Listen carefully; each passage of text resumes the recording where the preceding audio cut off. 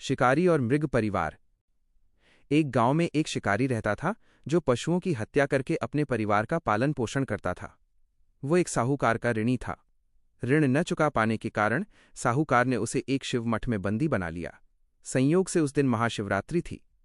शिकारी वहां बैठकर अनजाने में ही भगवान शिव की कथाएं और धार्मिक बातें सुनता रहा। शाम को साहूकार ने उसे अगले दिन ऋण लौटाने के वचन पर मुक्त कर दिया। भूखा प्यासा शिकारी शिकार की तलाश में जंगल गया और एक तालाब के किनारे बेल के वृक्ष पर चढ़कर शिकार का इंतजार करने लगा।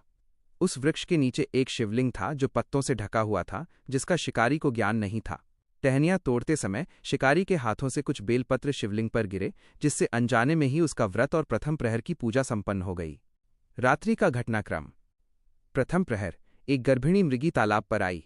जब शिकारी ने धनुष ताना तो मृगी ने निवेदन किया कि वो प्रसव के बाद स्वयं लौट आएगी। शिकारी ने उस पर भरोसा कर उसे जाने दिया। द्वितीय प्रहर। एक अन्य मृगी आई। शिकारी के बाण चलाने से पहले उसने भी अपने पति से मिलने की मोहलत मांगी और लौट आने का वचन दिया। शिकारी ने उसे भी छोड़ दिया। तृतीय प्रहर। तीसरी मृगी अपने बच्चों के साथ आई। शिकारी ने जब तीर चढ़ाया तो उसने अपने बच्चों को उनके पिता को सौंपकर आने की विनती की।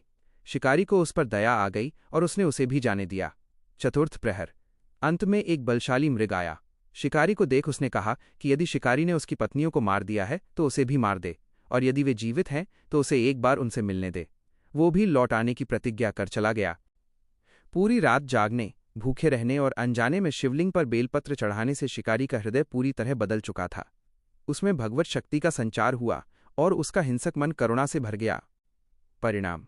थोड़ी देर बाद वो मृग अपने पूरे परिवार के साथ शिकारी के सामने उपस्थित हो गया ताकि शिकारी अपना शिकार कर सके।